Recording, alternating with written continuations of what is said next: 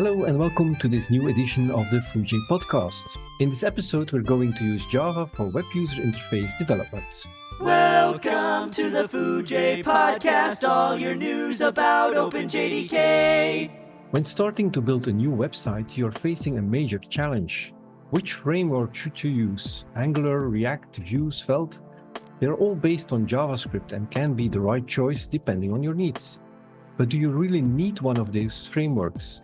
Why would you not just stick to Java and use one of the many great libraries that are available for it? Let's talk about it with these guests. Hi, I'm Martijn Dashorst. I'm a Java head since 2001, I think, if I can remember correctly.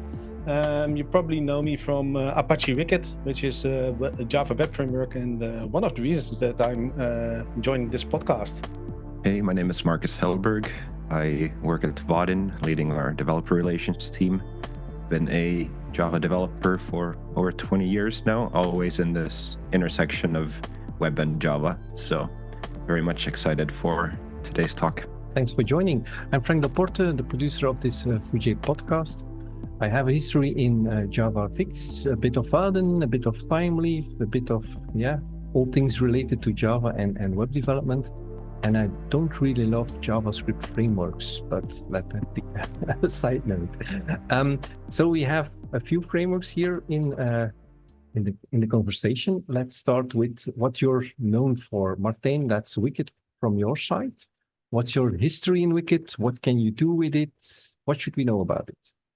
So Apache Wicket is a server-side component-oriented web framework. It's Apache licensed. That's something we must say from the Apache Software Foundation, of course. It's server-side. That means that we render HTML from the server back to the client. It's a stateful component framework. So you build your user interface, your web front end, using server-side components, like a button or a panel or a page or something like that, and you emit HTML from that. It's available since 2004, somewhere in August, I think, that we discovered it, and it got thrown into our lab by the maintainer at that time, Jonathan Locke. And our company figured that this was actually the best web framework for developing very complex web applications at the time. We ran into issues with back button support and multi-tabs and generally maintaining state across requests. And Wicket was the best framework at that time to accommodate such use cases for us. We kept developing the framework together with the open source communities that joined us. And in 2007, we joined the Apache Software Foundation as a project, and it's been growing ever since. Marcus, Vaadin, from your side, what can you share about that? Yeah, I mean, really fun to listen to Martijn explain the kind of history of Wicket, because there's a lot of similarities. So Vaadin also got started very much in that same era. Our founders were building a healthcare application online, and this was like way back in the Wild West days of front-end development, where every browser had their very own take on how standards should be implemented, if there were any standards at all. So what we ended up doing is building also a server-driven component based framework. There are definitely some differences between how Wicket and Vaadin works, but there are a lot of similarities in the underlying kind of philosophy. So in our case, there was a lot of, I think, kind of influence taken from more of a how do you build desktop applications with something like Swing, and the programming model resembles quite a lot of like that. So you have different types of layouts and you put components in there. So there are no like HTML templates that are involved in building the UI, but again, you listen for events and stuff. Over the years, a lot has changed, obviously, in the web world.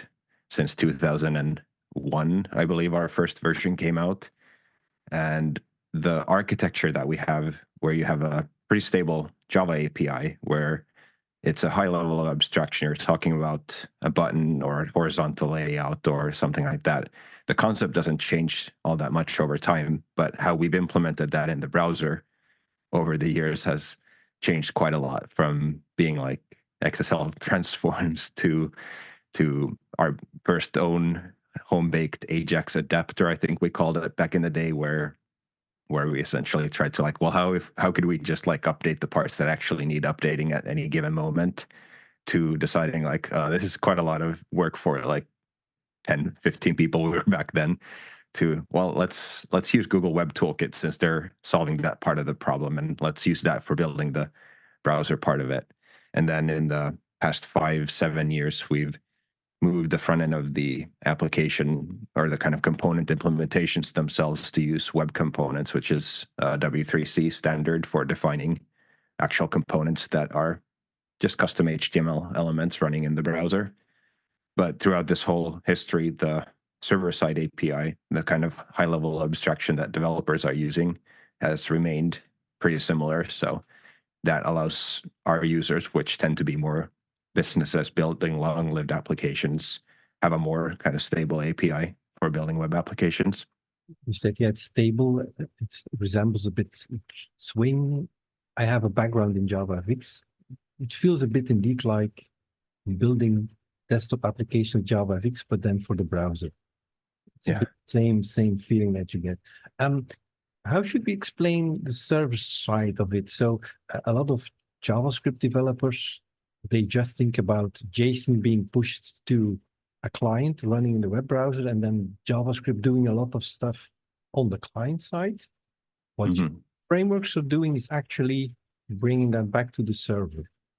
And I want to maybe just highlight that if you have been following Vaadin, you'll know that we have 2 web frameworks right now. One is called OneFlow, which is what we're talking about now. We do also have a separate framework called Hilla, which essentially takes a React front end and Java backend, and it gives you like type-safe communication between them. That's not what we're talking about today, since we're specifically, based on Frank's request, we're talking about how do you build web apps without touching JavaScript. So we're focusing fully on OneFlow and how to do that. So in our case, the way this works is that the components and the state live on the server, and you can think of the browser more as a kind of a thin client that just displays that state at any given moment. So in our case, if something changes, the server knows like what is the delta of what changed between the last time something got rendered on the browser and now, and then it just sends up a small instruction saying like, well, update that text there and kind of maybe put some new items in the grid and so on. So it tries to kind of optimize what's getting sent over the wire at any given moment. So you as a developer don't need to figure out like what's the most efficient way of sending these updates to the browser and rendering the DOM updates accordingly. You can just listen for a button, click event, kind of call whatever Java services you need. Like even if there are several services you need to call, and kind of put together whatever data you need, and then the framework will figure out, well, these are the 5 things we need to send over to the browser to make that happen.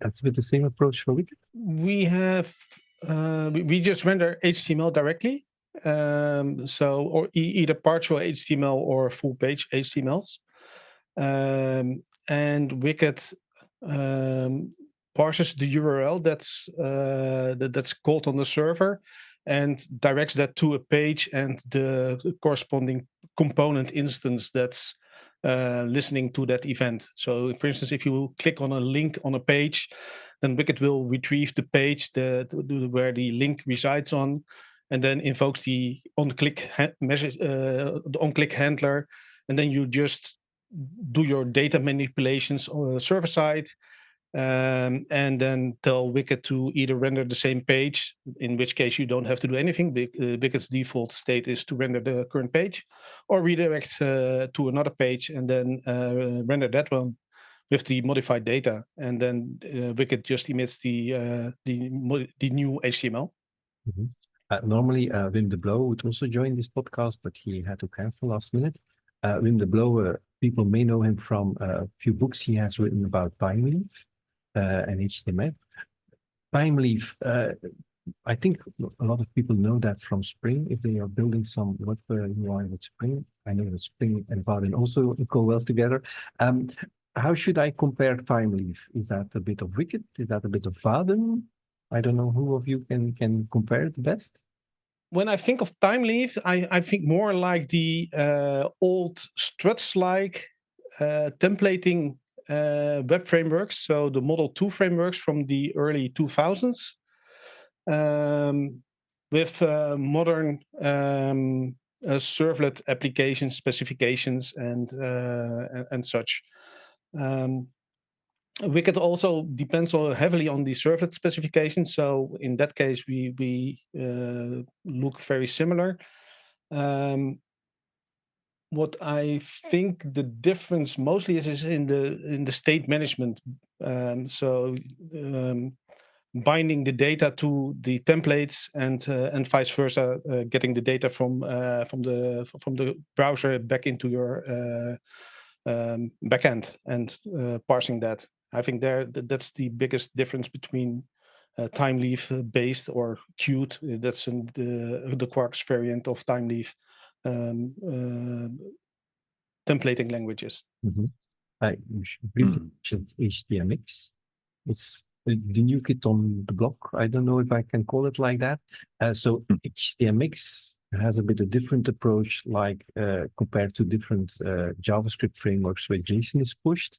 htmx really pushes small snippets or larger snippets of full HTML, which just gets replaced on the client side. Yeah. Is something new, or is this just an evolution of what's going on in these frameworks? I mean, the idea behind htmx has been around for a while. I think it's gained a lot of popularity. Like the guy behind it is very good at doing social media marketing. So he's excellent memes, a lot of strong opinions, has helped kind of get his latest iteration out there. And I think it does it does simplify if you are in a kind of a template driven framework like Thymeleaf, where in the past, like you would have included, I don't know, like years past, maybe jQuery, nowadays maybe just plain JavaScript. But if you want to do like more fine-grained updates to something or react to a button, click and update something, like if you don't want to do a full page refresh, you had to kind of implement a lot of and invent a lot of infrastructure yourself. That's something that's kind of like both Wicket and Vaadin Flow are on a higher level of abstraction, and they're taking care of that for you. But if you're on like your tools in your toolbox are a template, essentially, you want to have something that allows you to do that more fine-grained stuff. And I think htmx does offer a pretty kind of neat way of doing that without having to kind of jump into the deep end and start writing your own JavaScript, especially if you're not a JavaScript developer and don't really know how to do that the correct way. That said, I think it seems like it's more kind of suited for if you have a mainly static web page and you want to have a few dynamic parts there. Whereas I think both Wicket and Vaadin seem to be targeting more of these really rich applications where you have a lot of components and you don't want to deal with small snippets and how you kind of replace those in the DOM, but you want to have actual reusable components with APIs that you can interface. So I think there's a kind of a continuum of like kind of websites to web applications. And in our case, we're very kind of strongly in this like dynamic, rich, complex web application endpoint with Vaadin. Whereas I think htmx is more towards the kind of dynamic website end of that spectrum. Mm-hmm. I like your comparison. Indeed, htmx is very good in replacing some parts on your page, and that's a good use case for it. What you said also about Thymeleaf is correct. That's Wim has written a book about Thymeleaf plus htmx. It has been reviewed on Foojay. I will add a link to the show notes, where he indeed uses htmx to improve Thymeleaf, and the things you've had to do with JavaScript can now be done again on the server side. So that's a good. back to Wicket, you mentioned in the beginning it's an Apache project. You had to mention it even, Martijn. What does it actually mean? Because Apache Foundation, it's a big name. What does this foundation actually do? Can you explain a bit about that? Sure. I hope I do it justice. The Apache Foundation is about as old as I am, I think, even though I'm probably 20 years older. The Apache Software Foundation was conceived to run to be an open source foundation for the HTTP server that runs a lot of the internet. And in the late 90s, all those server components started being developed, like a Apache Tomcat with the servlet containers and adjacent technologies for developing enterprise-like applications, and those came to the same group, the Apache group. I'm not sure how they joined, but probably they came from the same group of developers that were busy working on HTTP server, and they said, "Oh, this Java thing is really nice for writing server-side application servers, so let's use that." And so it grew from there. So it started with the Jakarta sub project, and that was a grouping project for all kinds of Java server-side technologies. And when that grew too big, they split it out into a Tomcat sub-project and a logging project, and commons lang and commons logging and such. And basically, the foundation provides a home and a haven for open source projects that are Apache licensed, and they provide services for creating and maintaining communities around your project. Mm-hmm. And there's a lot of institutional knowledge about how you should create a meritocratic community, where, well, if you work on the project, you get a say in the project. Basically, that's the idea. So several projects also run on a different in a different way. They call it the big data, the benevolent dictator for life structure. So that was Guido van Rossum for Python, and Linus Torvalds for Linux. Well, that's really good until that person is not happy anymore, leaves the community, or starts acting weird, and then as a community you're in trouble. And the Apache Software Foundation tries to mitigate that by giving the whole community the same voice. Mm. And that's a big difference between the open source communities. And yeah, it's some communities thrive at Apache, others don't thrive there because they are very dependent on a singular contributor or singular company that contributes to a project. The foundation is not for everybody. You have to learn how to play by the rules of the the Apache Software Foundation. As the Wicket community, we were very much aligned to the community already, and we really fit well there. But even we had to learn how to play, how to find the rules, to know how to act as a proper Apache project and such. And even today, I think we still have to learn a couple of lessons there. The funny thing from the Software Foundation is also that they have a termination process for projects that have lived its life. So they have a retirement fund basically for projects as well. So that's really good. Yeah. So Vaadin is also open source, but should I call it a freemium project? So you have the free version, you have the paid version, which is completely different than an Apache project, correct? Well, we call ourselves more of an open core model.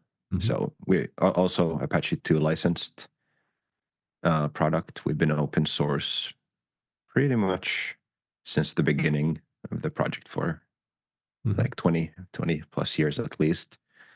And initially, the way it all started out, I think, as with many companies, is that we had consulting to kind of generate some money coming in so we could develop the product. And then over time, we've tried to kind of come up with more products that we can sell as opposed to just try to expand our consulting side of things. So initially, those kind of added value products were specific components for things like charts or spreadsheets or things like that.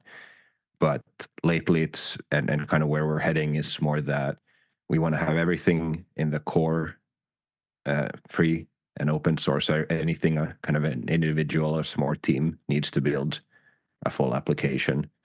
Whereas then what costs money is when you get to the more kind of enterprise needs. So if you need extended maintenance, you need support guarantees, you need to get something fixed with a fixed SLA, or you need kind of these types of needs that kind of an individual developer might not ever have in their project, but a business building a multi-year project and wanting to kind of know that, hey, we're building something that's very important for our company on this technology, and we want to make sure that we get kind of support from the company who is building this.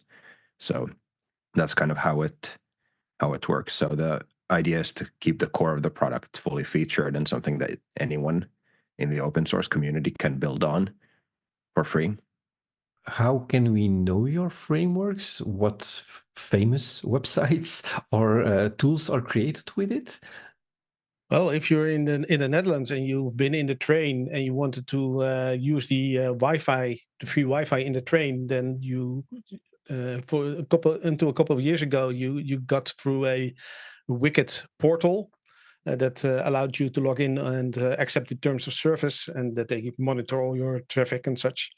If you're in Germany, the gmx.de email provider was built since 2007, I think, using Wicket. And until recently, they ran their backend using Wicket. I'm not sure what they're running now on, because I'm not a customer there.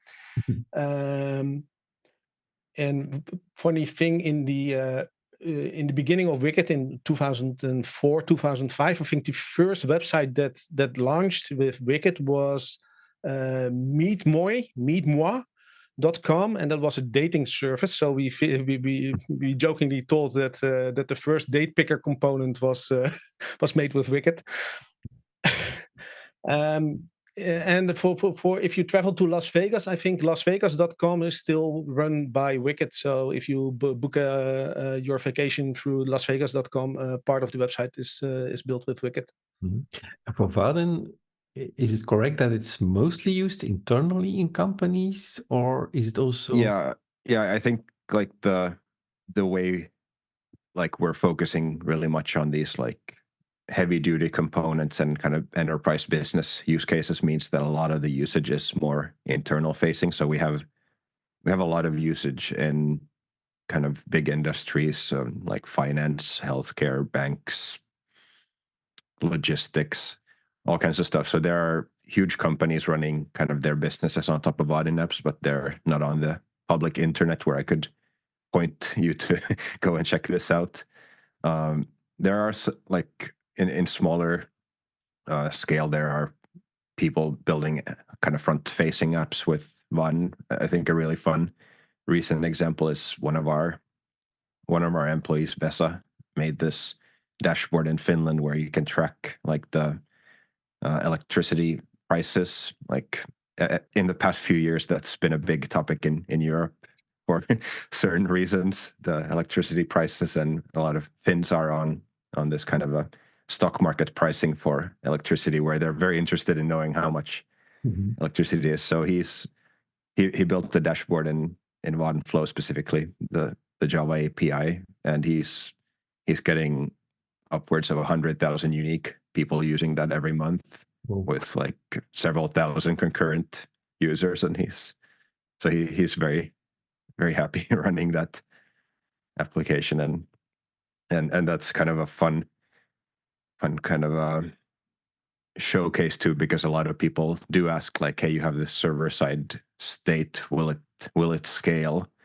And here Mesa is running this on a 10 euro a month Hertzner server, and like with 4,000 or 5,000 concurrent users at a time with no issues. So I think for most internal facing applications, I don't think that's really a big concern. It always tends to be the database or some other part of the application where the bottlenecks surface before the UI state becomes any kind of issue, unless you're doing something like a simple mistake that you can fix.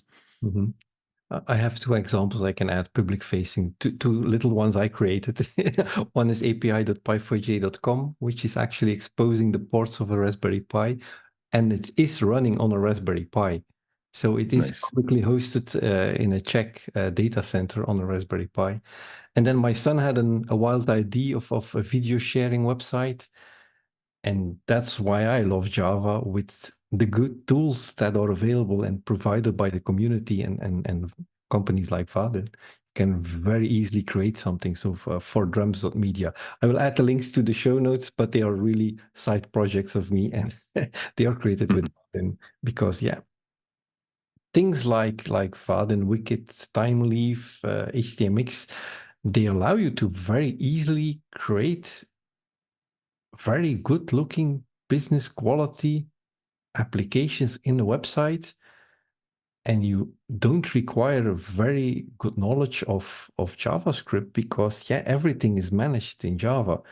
And I think there are a lot of good Java developers who could be building these things and are not aware of these, correct? Yeah, fully agreed. I mean, so much of the world runs on Java, and there are so many great Java developers there who don't necessarily want to become full stack developers or front end developers, but they have a lot of interesting stuff that they're building that would benefit from being available for other people. And I think over the years, a lot of like Vaadin usage has come from a certain person in an organization who is like more of a backend engineer, or somebody who wouldn't traditionally be in a kind of a front end role, who has just built a small utility for themselves, and then somebody looks over their shoulder and like, what's that? Like, how did you build that? That's really cool. And that's how it kind of ends up spreading when people feel empowered. Like, hey, I as a Java developer can build these really cool apps. I don't need to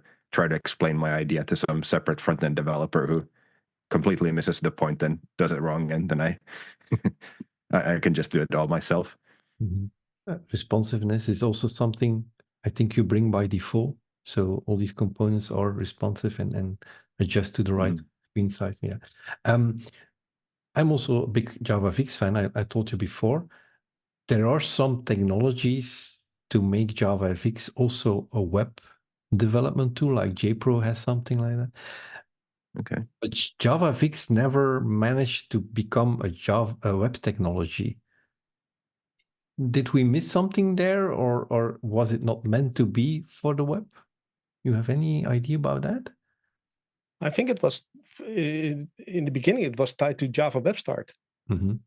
And that required running Java on the client as well.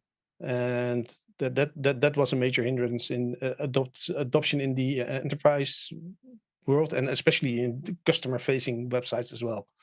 So either you have to download Java and to be able to run to do interactions on that website, or you just have HTML pages that are served out, and that's way easier for acquiring new customers as a business. So I think that was the first nail in the coffin. I don't know if any other nails got hammered into the coffin, but that one really didn't help in the adoption in the first place, I think. I think the same happened a bit with Flex ActionScript. I'm from that generation. My first web applications were created with Flush and ActionScript and Flex, which then, at some point someone said, I will never put a Flash player on a tablet. So that technology died really fast. how do we look at current? So we already mentioned htmx. How should we look at web components? Is that something which we can do with Java? Is that something we need JavaScript for? Can you explain a bit about that? Vaadin Flow does have an API where you can define web components in Java using the component API if you wanted to. I think as a technology, it's very well aligned with what we're trying to do, which is provide a kind of a stable platform for building component-based UIs. So it took its long, sweet time to get standardized and actually implemented across browsers. But now that it is there, you kind of know that it's not going away anytime soon. Like we can still use the marquee element and all the good stuff from 25 years ago. Like once it's there, it's there. So like now that the kind of building blocks for creating your own HTML elements are there, it's a pretty stable platform for building those. And that's actually what allowed us to, for instance, create Hilla, which uses React for the UI. We can use the exact same components from there without having to rewrite them. And say 3 years from now, there's an entirely new front-end framework. We could still use the same component. So we're not kind of in a situation where we need to kind of reinvent the wheels every so often just to kind of stay current, which helps us focus on more meaningful things in our lives. Is that something you can see it at between all these JavaScript frameworks, that they're coming to some kind of standard with web components and they are aligning a bit? It's really like React has been one of the holdouts that hasn't had kind of first-party support for web components because they have this virtual DOM that sits between the actual browser DOM and your UI code. But they announced, this was last week or the week before, there's a very long-standing open ticket for adding custom element support, and they said that they're going to ship that with React 19, which is the following major version. But I haven't seen any new frameworks coming out that wouldn't just support them, because it's like not supporting them would say like you don't support HTML, which is a weird place to be in. Like if you're coming out with a new framework. Then one question specifically for Vaadin. So you have a company which is built on top of the framework that you're providing. We had some podcasts in the past about being an open source developer. How can you make money? How can you become rich by creating something? I don't think that Apache is paying any of the contributors. Nope. Unfortunately not. Very disappointed, Martijn. So, Marcus, how difficult is it to sell licenses support for Vaadin if I think most developers say, but yeah, I can get it for free. So how do you sell it? Yeah. I mean, I think we can kind of split this into two, like getting rich and having a company. I'm not saying that I can only answer to the having a company, but yeah, I mean, we touched on this earlier, where we're really trying to kind of, we realize that the individual developer is not likely going to be the person who's going to pay for like our salaries and kind of the company. It's more like the value that we can provide for companies who are using it, and that's a small subset of the community, and it's a very dev-led pipeline where developers find us, they try it out, they kind of convince themselves that this is a good thing, and then say a year later when a project in our company starts up and they're like, hey, this would actually be a good thing to use in our company thing, then their boss might be like, okay, seems good, but can we get support for it? Like if something goes wrong, who can I yell at? And like, what's the warranty like? And can we get this and that and that? And that's when they kind of reach out to us, and we can sell them something that kind of is the main business driver. I think that's a bit the base story of Java itself, of the OpenJDK. Again, you can just get it for free, and if you want support, then you have to go to a specific company or one of the distributors. what brings the future of your projects? So, Martijn, you're not only working within the Wicket project, you're also involved in a lot of other projects. What will these projects bring to web development? I used to be pretty much involved with Apache Wicket, but currently, for our intents and purposes, it's feature complete. I've been playing around with htmx for a couple of months now, and I really enjoy the way of working with the client side part of that library. And if I can find the time and the inspiration, I'd like to see if I can make a mashup between htmx and Wicket. Wicket also has a nice Ajax framework for updating individual parts of a page, but it's limited in the replacement strategies in contrast to htmx that can do an inner html, outer html, prepend, append, and such. And I'd love to include that incorporate that into Wicket and see if we can make the collaboration between those two sides better. Mm-hmm. So the client side experience of Wicket development hasn't been great because it was developed by backend developers who needed to emit HTML and JavaScript was crazy stuff. And htmx is also based on the same foundation that JavaScript is crazy stuff, but attacks it from the client side. And says, well, we don't care about the backend, and if it can send HTML, then we can work with it. That's the htmx story. So combining those two, that would be really nice. Yeah, indeed, that's something we can add about the htmx, that it doesn't care if it's Java or whatever running on the server, as long as if it's HTML that's received. But it's a bit the same thing with frameworks using JSON, which comes from an API. So it's just whatever is on the other side, it can push new data. Marcus Vaadin, there are a lot of evolutions there. I know there's regularly new versions. I think the split in Flow and Hilla was also very recent. Correct? Yeah, and it's kind of an ongoing thing. So that happened more or less because we see a lot of companies are in a place where they have front-end talent and they have Java talent. And what we believe is that when you have a full stack team or kind of a team that is able to own a feature kind of end to end, they're able to kind of shape stuff faster because they are able to make decisions. There's less kind of communication delays and stuff. And we wanted to kind of offer a lot of the same benefits and functionalities that we had in Vaadin Flow for years for kind of organizations and teams that have a preference of building apps where they combine a kind of a client-side framework front end with a Java backend.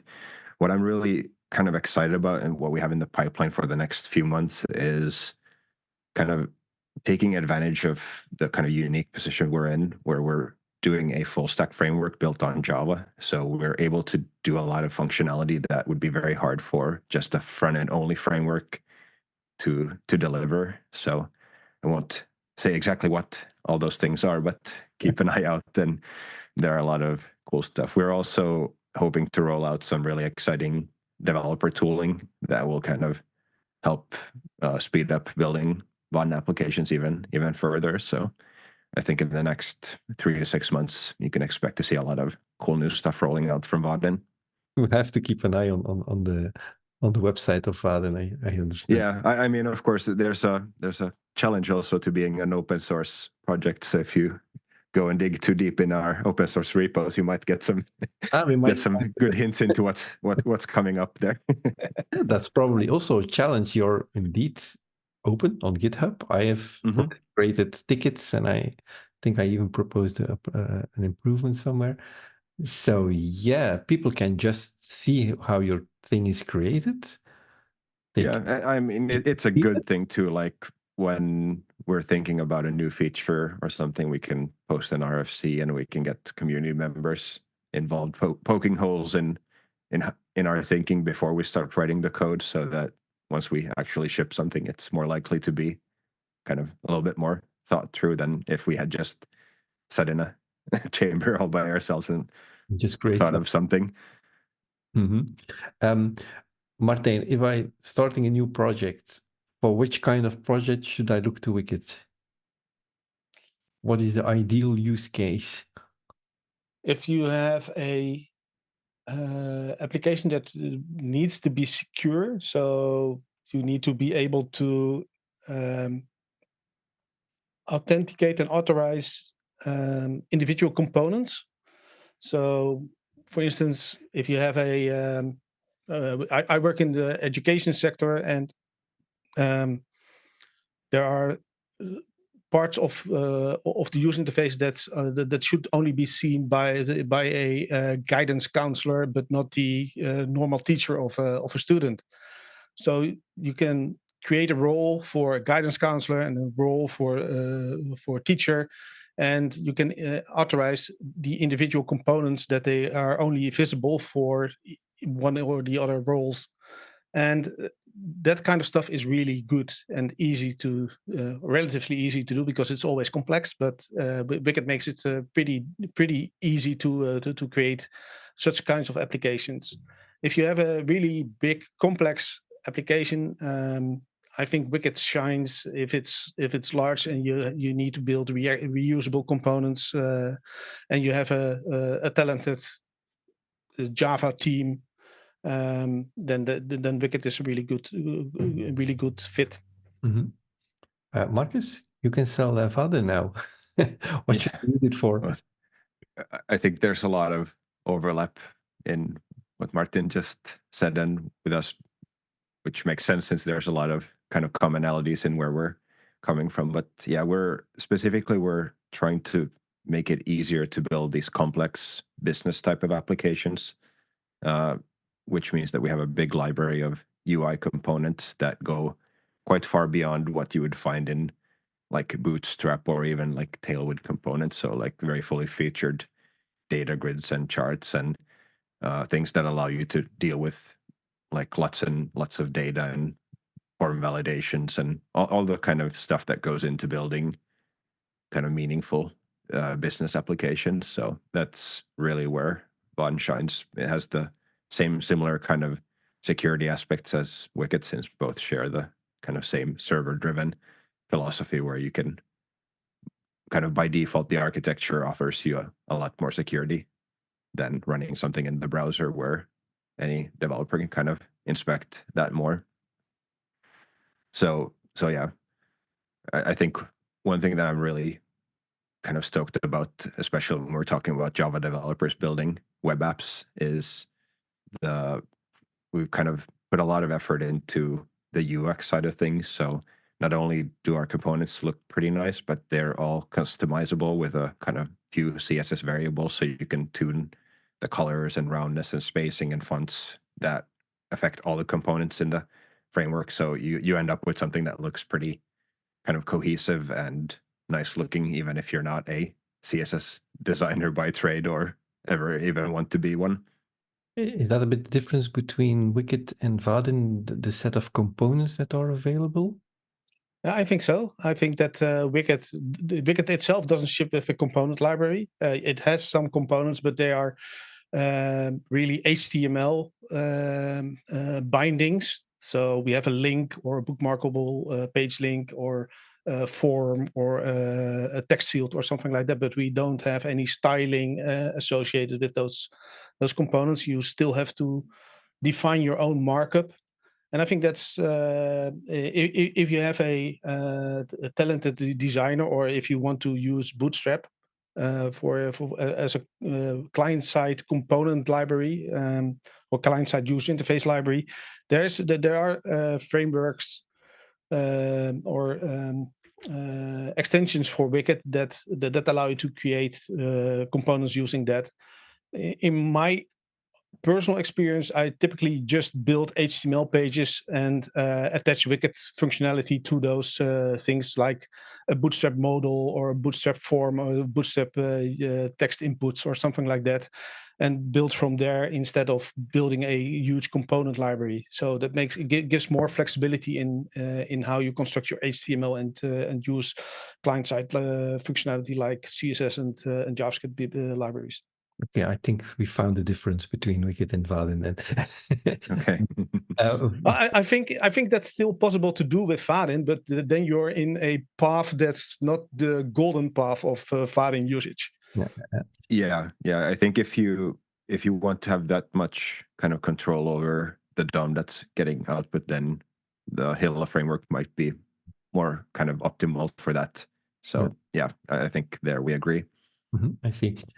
If you go to, I think it's start.vaadin.com, I don't know, sure. Yes, then you can create a full Maven project that gets you started very quickly with Vaadin. That's built based on Spring. Do you need to combine Vaadin with Spring, or can you use it? No, you can use it on like Jakarta EE or even plain servlet or Quarkus.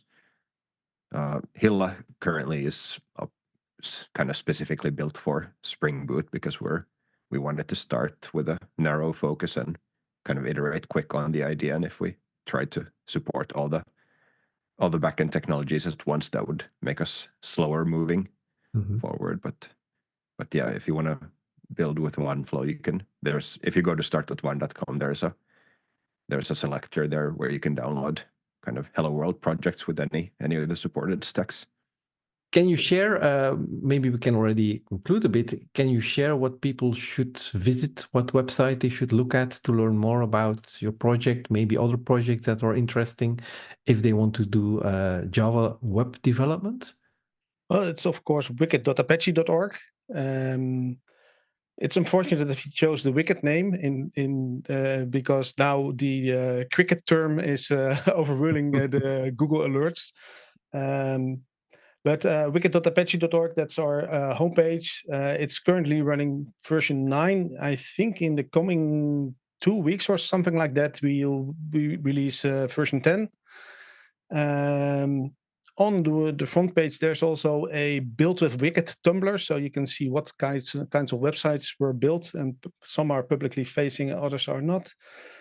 There's a pretty good reference guide for Wicket that explains all the components and the subparts, and it's part of the wicket.apache.org website, and it's maintained with every release. It's really good.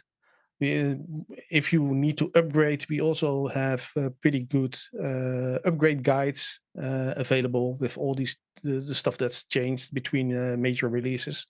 So that's really good. And if you find a bug, there's always a Jira issue tracker. Software, there are always bugs. Or you could complain on Twitter, but yeah. And Marcus, for Vaadin, where should people start looking? Vaadin.com is a good place to start. You'll find links to all the other places you need. So there's a good documentation there. There's the start.one.com starter. If you want to kind of configure a custom starter, you can define what types of views you want and maybe configure the theme and stuff before you download it. There's good documentation for all the components. You'll find it on there. And yeah, if you want to, there are some showcases and stuff if you want to get more ideas of what types of apps and what types of industries are using Vaadin. And of course, I'd be probably thrown off this podcast if I didn't say that Foojay.io has a lot of nice Vaadin tutorials as well. They're contributed by us and Simon Martinelli and other community members. You get 1 bonus point now. Maybe another project, just a side project from you is you have a docs search Vaadin application that you created to experiment Yes. at GPT and searching through your docs. Yeah, that is actually coming to the official docs here very shortly, as long as we or not that specific like prototype, but kind of a polished version based on that idea. So just kind of a a different way of consuming the documentation, kind of more able to ask questions and get some code snippets that are kind of customized based on your query, not just the generic ones that you find in the documentation. It's a difficult part. Me as a docs writer, I also was experimenting a bit with this and searching through your own docs with ChatGPT-based systems, but it's a bit of a nightmare if you see all the stories on Twitter of companies introducing this and then suddenly their own chat system turns against the same company it's working for. Yeah. So It was as a docs writer, it was quite interesting when I first started creating it and I fed it our documentation, started talking with it, and sometimes it's like, why is it saying this? And then I went to the docs and it's like, sure enough, it did exactly say that somewhere in our documentation. It like helped me uncover some weirdness, or if it wasn't able to answer some question, it was a really good kind of a hint that there's something that we've forgotten to mention in our documentation. It's something that we've thought is so self-evident that we don't even need to write it, but then it's good at kind of mimicking a complete newbie in that sense. Like if it's not able to figure it out using your docs, that's probably a good indication that there's something missing from the documentation as well.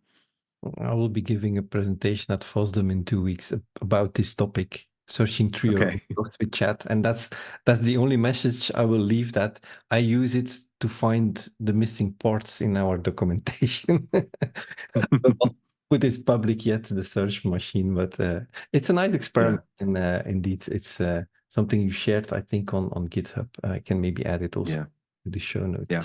Okay. I think we can conclude. Is there something missing that I didn't ask you that you still want to share?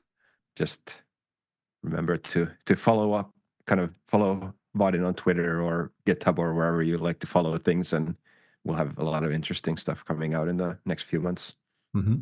And also Wicket is preparing a new release, I heard. Yes. So people should keep an eye on both the websites. Also, Thymeleaf is still there. htmx is still there. So there are different tools you can use to create web UIs with Java. And I invite people to experiment. I think that's the most important lesson. There are several tools available there, and definitely one for your use case. And just be that person within the company that says, we can do this with Java. We don't need yet another JavaScript framework, and we can build it with pure Java. Okay. Thanks for joining this podcast. Thank you for your time and your sharing your knowledge and talking about your project. Also, thank you to the listeners of this episode. Keep an eye on Foojay for future articles and podcasts about development and everything related to the Java world. Thanks a lot. Give me a foo, give me a J, give me the friends of OpenJDK.